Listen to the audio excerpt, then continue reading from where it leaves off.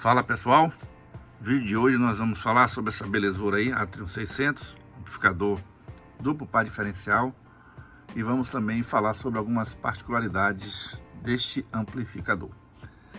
Como todos sabem, né, os amplificadores duplo par diferencial, eles foram oriundos aí do Dr. Marshall Leach, que fez os primeiros testes com amplificadores dessa natureza, uma topologia de certa forma arrojada. Porém, existem alguns tipos de restrições que a gente precisa entender como funciona nesse amplificador.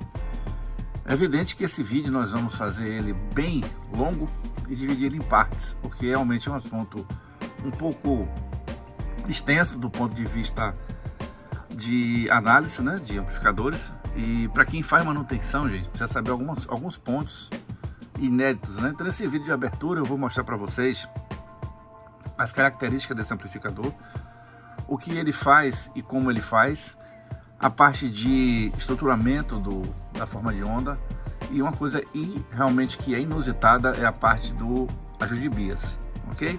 O ajuste de bias, ele influencia na maioria dos amplificadores na sua qualidade, na sua situação harmônica. Porém, neste caso aqui, nós temos uma particularidade que eu vou mostrar agora, através de forma de onda. Então vamos aqui, esse amplificador ele foi linearizado e foi linearizado ao máximo, ok? Então vamos analisar